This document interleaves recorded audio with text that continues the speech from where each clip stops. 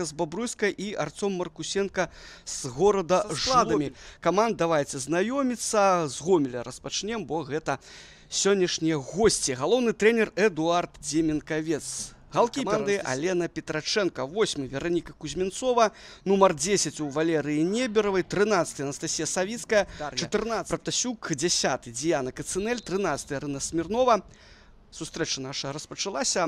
Госці у нас у зялёных цішотках і шортах, адпаведна у такіх фіялетавых, напэўна, нават цёмна-фіялетавых. Канешне, толькі галкіпера вінаваціць не выпадае. Будзе удар па варотах, ён наносіцца і першы мяч у вароты улятае. Діяна Кацинель у самым пачатку 5-й хвіліны выводзіць Мінск наперад.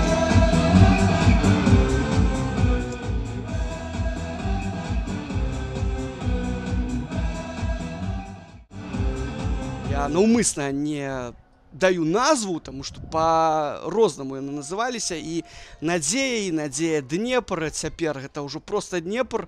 Ось у другі раз у гісторыі удар па воротах Зубко на месца Мацыяўска, ось Днепр лік зраўняла. Такім чынам 2-2 гэты матч завершыўся. Да, гэта вельмі цікава. Удар па воротах і 2-0 у нашым матчы.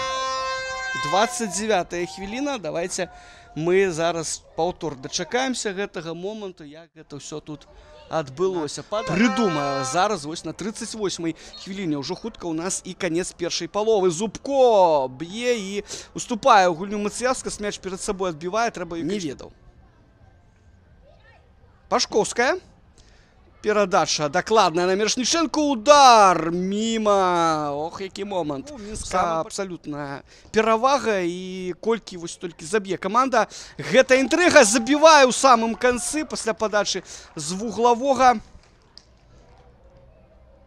Я так разумею, што гэта была Марыя Демидова, можа быць і не. Ну вось першы тайм скончаны.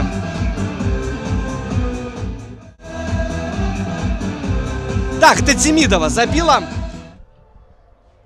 Гірас. На развіццё няблагая. Кацинель. Удар у далёкі вугал. І на месцы Анастасія Мацыяўска. Працаваў у камандзе Гомель Дюшар 8. Вы памятаеце, такі калектыў. Файны быў калектыў. А у нас лік робіцца 4-0 на 59-й хвіліне. І забівае Уляна Узун.